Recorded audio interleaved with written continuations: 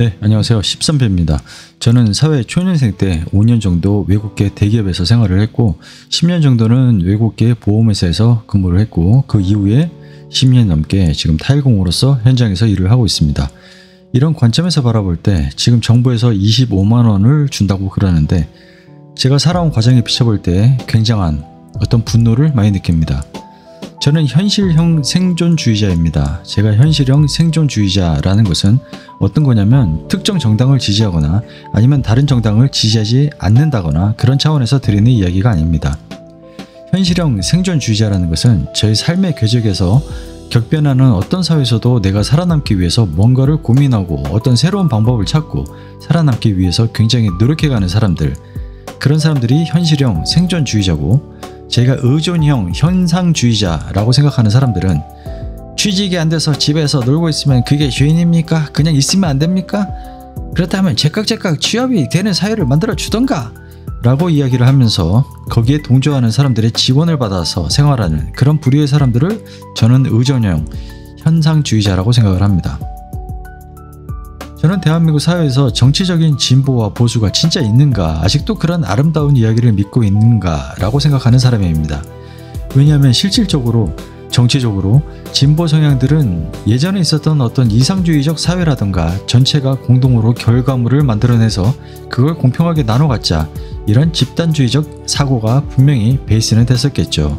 하지만 그 집단주의적 사회 그 극가의 끝에 보면 결국 어떻게 되느냐, 권력을 쟁취한 기득권자가 보수였건 진보였건 간에 결국 기득권자의 모양새는 똑같습니다. 그들이 권력을 다 가지고 결과물을 다 독점을 하고 있고, 우리가 지금 어떤 사회주의 국가를 보면서 집단주의 사회의 아주 아름다운 끝판왕이라고 느끼십니까?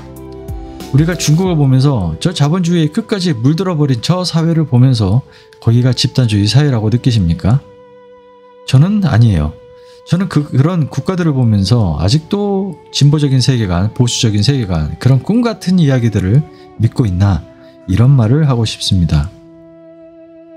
이번에 정부에서 민생지원금으로 25만 원을 나눠준다고 합니다.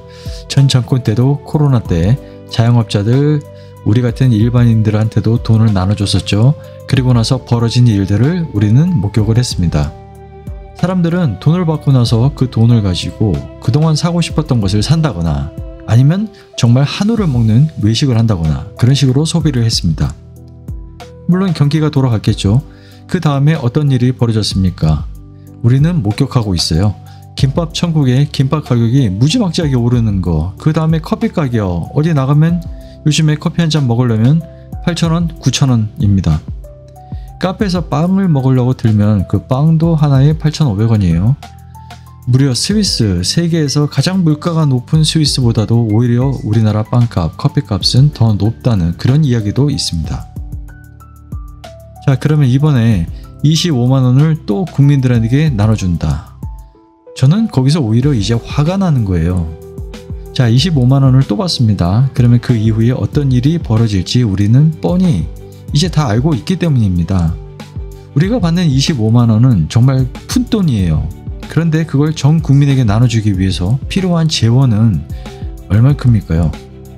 정확하게 찾아보면 나오겠지만 몇 조 단위의 돈이 될 거란 말이에요.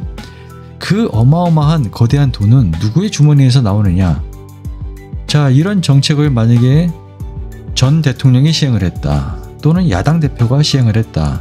제가 진보 보수가 없다고 이야기를 하는 이유는 전 대통령이 이런 정책을 시행하지도 않았겠지만 그분이 시행을 했다 치더라도 자기 주머니에서 나올까요? 절대 그분 개인 돈에서 나오지 않잖아요. 지금 현 대통령도 마찬가지입니다. 그 돈이 누구에게서, 누구 동네에서 나오느냐? 빚져오는 거잖아요. 미래에서 빚으로 갖고 오는 거잖아요. 그 결과가 현재 우리들한테는 어떤 영향을 미치느냐? 또 미친듯이 오르는 거예요, 물가가. 자, 우리는 이런 결과를 뻔히 다 알고 있습니다. 그리고 어떤 그 25만 원, 이런 푼돈으로 그들 정치인들 최고 정점에 올라선 기득권자들이 원하는 건 뭐예요? 이거예요.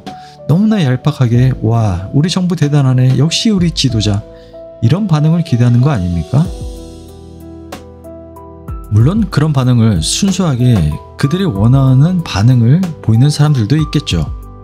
제가 정말 이해가 안 되는 건 이런 얄팍한 방식을 쓰는 거, 자꾸 국민들을 단순하게 보고 이런 정책을 쓰는 것이 답답하기도 하지만 더 답답한 건 뭐냐?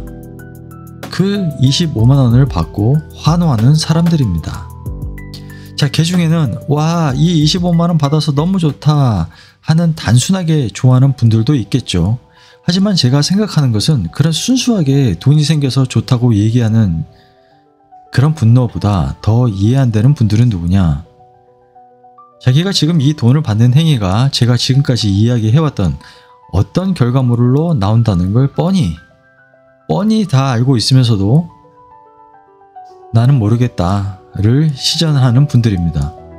자기가 지금 25만원 받고 물가가 엄청나게 또 급박하게 올릴 것이고 이게 다 미래에서 빚져온다는 거, 그리고 자기 자식 세대들한테 엄청난 것을 짊어준다는 걸 알고 있으면서도 그냥 난 몰라라, 난 오늘의 25만원이 좋아 라고 생각하시는 분들, 머리로 다 알고 있으면서도 그거에 동조하시는 분들이 지금 현재 정치인들이 어떤 성향이건 간에 그분들이 이런 방법을 쓸 수 있는 그런 베이스가 되는 거예요.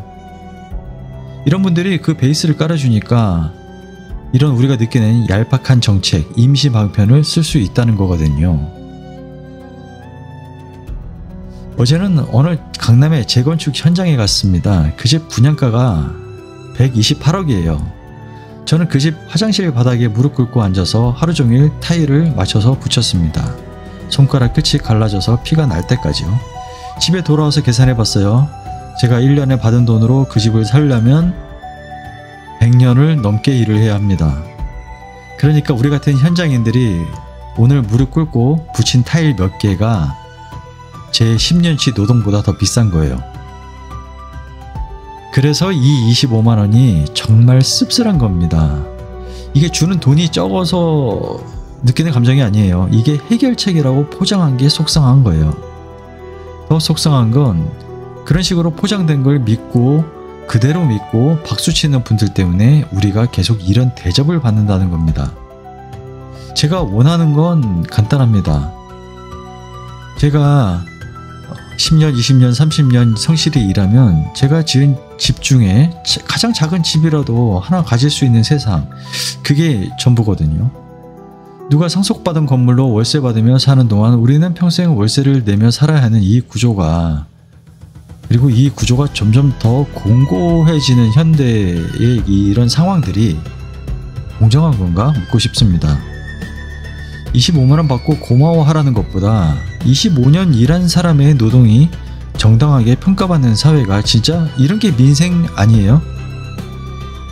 이 말은 지금 그 누구보다도 실제로 현장에서 일하는 우리가 뼛속 깊이 느끼는 말 아닙니까?